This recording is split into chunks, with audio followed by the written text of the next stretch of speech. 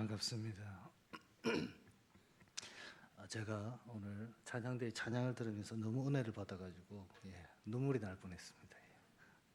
제가 생각할 때는 제가 여러 교회 탐방을 다닌 적이 있는데 부산 시내에서 5손가락 안에 들 것 같습니다. 찬양대회. 그리고 한 가지 느낀 거는 뭐냐면 우리 담임 목사님께서 항상 이 S석에서 항상 들으셨구나. 여기서 들으니까 감동이 2배로 몰려오더라고요. 이렇게 정면으로 탁 듣는데 전율이 확 오르더라고요. 다른 건 모르겠는데 담임 목사님 좀 부럽습니다. 예. 너무 귀한 찬양 감사합니다. 오늘은 한계를 극복하자라는 제목으로 말씀을 나눠보려고 합니다. 여러분들 지금까지 살아오면서 한계를 만났거나 이를 극복한 적이 있을 것입니다. 저는 이 한계라는 단어의 뜻을 생각해 볼 때에 한계란 가능성이 희박한 것, 내가 할 수 있는 최대치 이상의 것이라고 생각을 해보았습니다. 하지만 한계가 극복될 때 우리는 더 이상 그것을 한계라고 부르지 않게 되는 것이죠. 어느 한 사람의 노력에 의해서 깨어진 한계가 어느새 사회 구성원 모두에게 필요한 제도로 자리 잡기도 합니다. 이처럼 한계는 가능성이 희박한 것을 말하지 결코 불가능한 것을 이야기하는 것이 아닙니다. 불가능을 가능케 하는 것은 우리가 잘 아는 기적이지만 희박한 가능성을 극복해 하는 것이 바로 한계의 극복이라는 것입니다. 무엇보다 사람마다 느끼는 한계는 다 다릅니다. 하지만 하나님이 함께 하시는 극복은 폭넓은 회복의 은혜로 우리에게 다가오는 것입니다. 결국 이것을 경험한 사람은 인간이 상상할 수 없는 그 하나님의 크심과 위대하심을 통해 우리의 시선이 그분을 향할 수밖에 없음을 우리가 알 수 있는 것입니다. 먼저 본문에 들어가기에 앞서 여러분들 칠거지약이라는 말을 들어보셨을 것입니다. 칠거지약.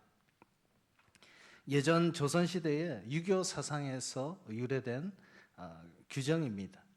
여기서 칠거지약이라는 뜻은 남편이 아내를 내쫓을 수 있는 7가지 조건을 말하는 것입니다. 첫 번째로 아내를 내쫓을 수 있는 그 이유는 부모에게 불순종하는 아내입니다.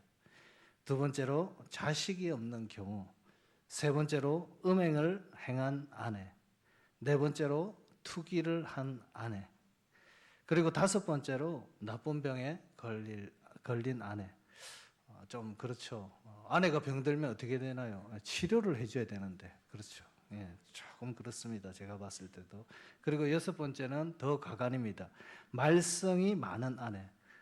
말썽이라는 기준이 참 애매모호하죠. 그렇잖아요. 7번째로 도둑질을 한 아내입니다. 제가 이것을 보면서 느낀 것은 이 당시에 정말 마음만 먹으면 세장가 가는 것은 일도 아니겠다라는 생각이 들었습니다. 제가 저쪽으로 쳐다보면 안 될 것 같아요. 물 한 모금만 마시겠어요. 갑자기 막 흘리고 이러네요. 그럼 이러한 사상은 누가 만들었을까요, 여러분? 확실치는 않지만 당연히 남자가 만들었을 것 같습니다. 아무튼 지금으로부터 한 100여 년 전 이전까지만 해도 여자들이 이처럼 대접받지 못한 세상 가운데 살아왔습니다. 이 30년 전에 드라마를 보면 가장 많이 나오는 대사가 있습니다. 남자 형제들끼리 막 이야기하고 있다가 갑자기 아내가 딱 끼어들면 어디 여자가 그렇죠. 어디 여자가 남자들 얘기하는데 저쪽 나가 있지 막 이런 걸 제가 본 적이 있습니다. 어릴 때. 속담 중에도 보면 암탉이 울면 집안이 망한다. 여자 목소리가 담장을 넘어서는 안 된다. 여자 셋이 모이면 접시가 깨진다. 오랜만에 들어보죠, 여러분. 요즘 이런 말 하면 큰일 납니다. 운전하는 여성들에게 김여사라는 호칭 여러분 많이 들어보셨을 겁니다. 요즘은 운전하시는 분 거의 여자분들이 운전을 다 하시죠. 집에나 밥이나 하고 애나 보지 막 이렇게 삿대질하고 욕하고. 아무튼 지금 이 시대에 살아가시는 여자분들은 정말 축복인 것 같습니다. 오히려 요즘 남자들이 불쌍합니다. 잘못하면 집에서 쫓겨나죠.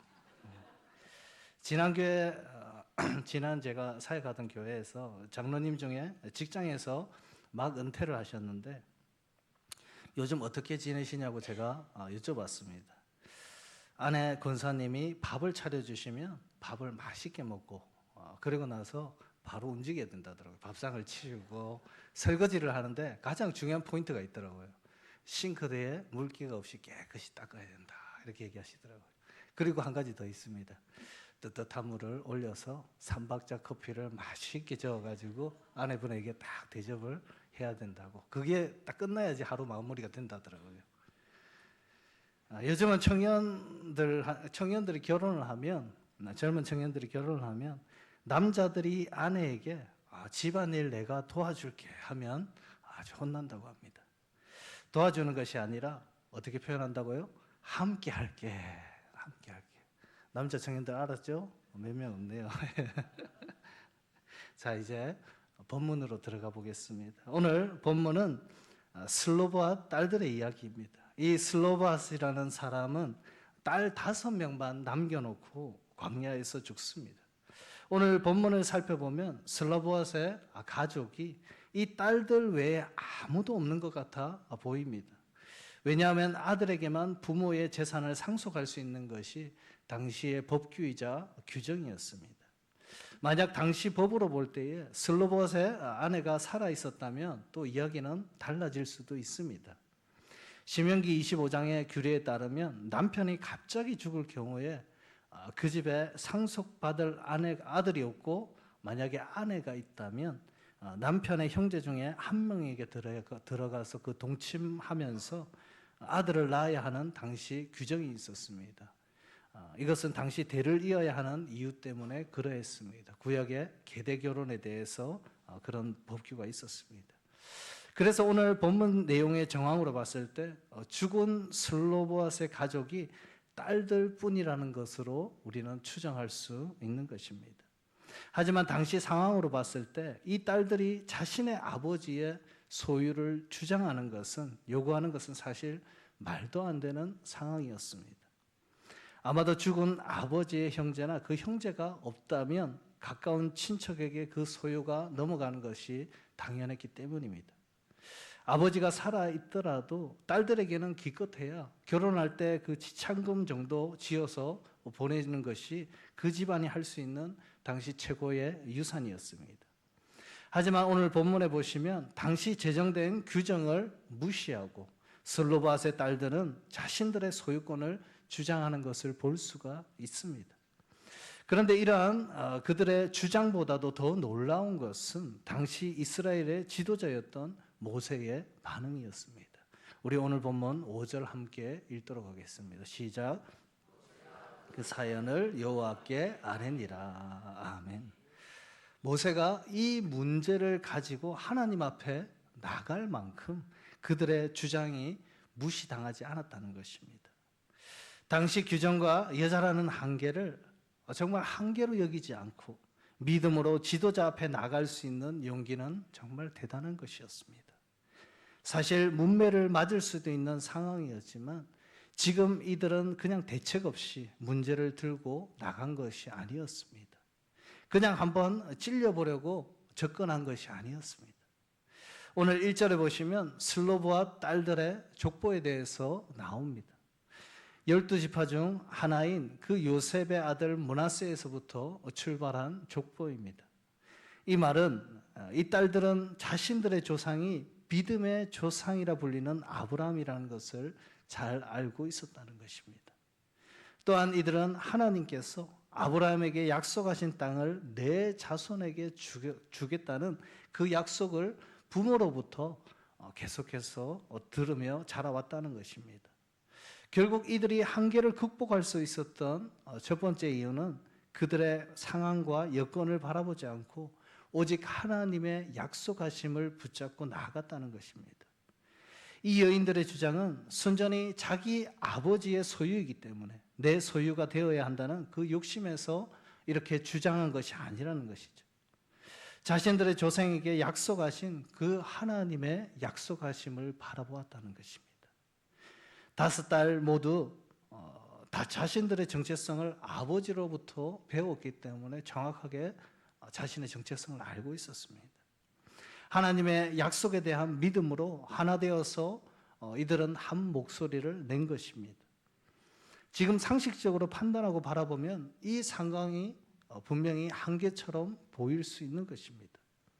지금까지 어떠한 여자도 조상의 유업을 받은 판례가 없기 때문에 자신들도 받을 수 없다고 스스로 단정지었다면 그것이 바로 한계인 것입니다.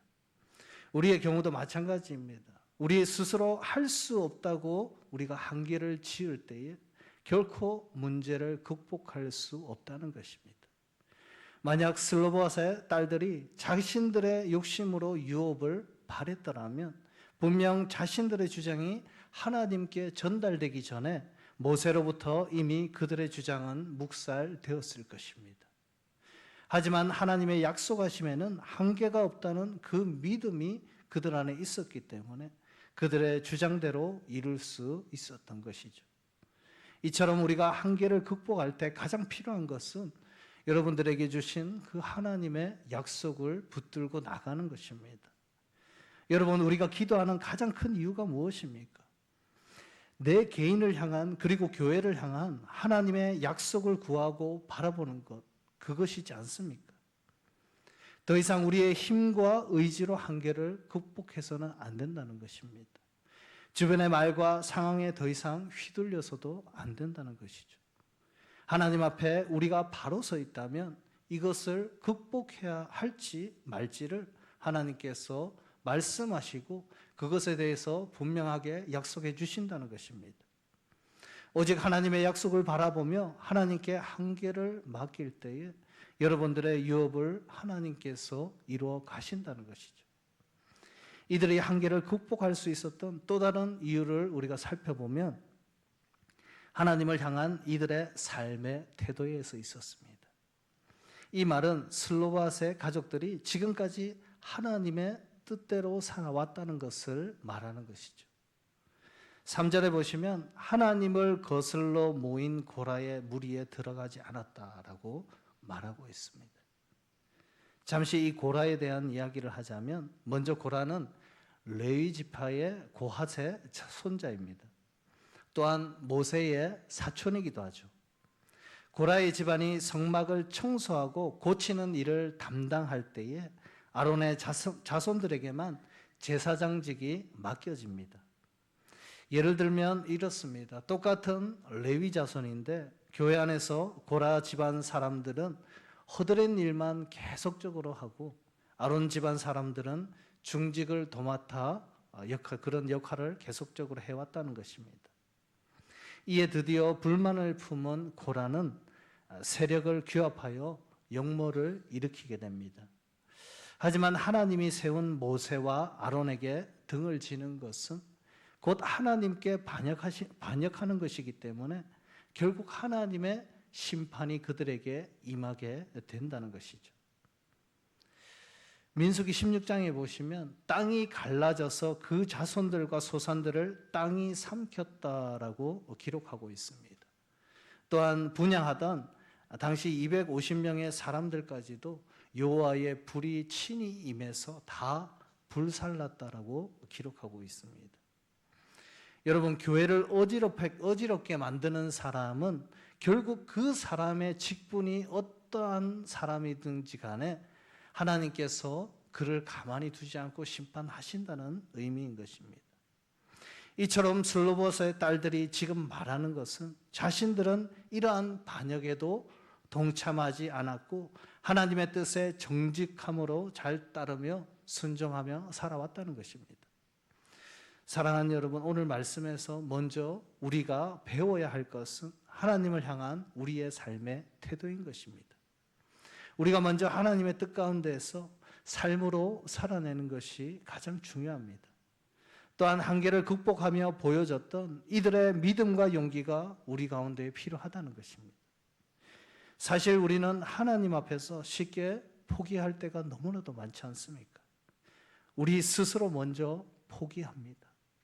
세상처럼 하나님도 우리의 주장을 들어주지 않을 거야 라는 그런 생각과 연약함이 우리 안에, 우리 가운데 있다는 것입니다. 지금이라도 우리가 한계 짓고 제한하고 있던 그 영역들이 있다면 먼저 하나님 앞에 우리가 이 문제를 들고 나가야 한다는 것입니다. 하나님께서 우리 안에 무너진 것들과 우리 교회 안에 무너진 것들을 반드시 재건해 나갈 것을 약속하실 것입니다. 세상적으로 아무런 힘을 발휘하지 못할 것 같았던 그 5달의 용기와 믿음처럼 우리가 먼저 하나 되어서 하나님께서 유업으로 주신 교회를 위해서 먼저 우리가 해야 할 것이 있는데 그것이 바로 기도와 예배로 하나 되는 것입니다. 하나님께서 먼저 우리 가운데에 거하시는 것이 우선이라는 것입니다. 여러분, 제가 자주 하는 말이 있는데 이 말입니다. 아무리 화려한 보석으로 장식된 그 하늘나라도 그곳에 하나님께서 계시지 않는다면 그것은 결코 하나님 나라가 될 수 없다는 것입니다. 결국 우리 안에 하나님이 계시지 않는다면 그것이 바로 한계라는 것입니다. 지금까지 우리 안에 무너진 것이 과연 무엇입니까? 사람의 말도 아니고 지금 우리 각 개인 안에 벌어지고 있는 상황도 아닙니다. 바로 예배와 기도인 것입니다. 예배와 기도가 회복될 때에 다시는 무너지지 않는 우리를 하나님께서 교회로 세워 나가신다는 것입니다. 마지막으로 7절에 보시면 하나님께서 모세에게 이렇게 말씀하십니다. 슬로보앗의 딸들의 말이 옳다. 슬로보앗의 딸들이 말이 옳다라고 얘기하십니다. 하나님은 사람의 정직함을 보시기도 하고 그 사람의 억울함도 다 알고 계십니다. 이제 더 이상 사람에게 우리가 쏟아부어서 나가는 그런 무지한 행동이 아니라 하나님 앞에 여러분들의 마음을 쏟으며 나가는 여러분들 되길 축복합니다. 우리가 그렇게 순종하며 나아갈 때에 하나님께서 이 딸들에게 말씀하신 것처럼 너의 말이 옳다. 내가 너의 기업을 살릴 것이다. 내가 너의 기업이 될 것이다. 이렇게 말씀하실 것입니다. 오늘도 주님의 약속하심을 붙들고 한계를 극복해 하시는 그 하나님을 의지하며 승리하시는 주의 권속들이 다 되시길 주님의 이름으로 축복합니다. 아울러 각자에게 약속하신 말씀을 마음에 새겨서 믿음의 유업을 세워 이뤄가시는 복된 걸음들이 다 되시길 주님의 이름으로 축복합니다. 기도하시겠습니다.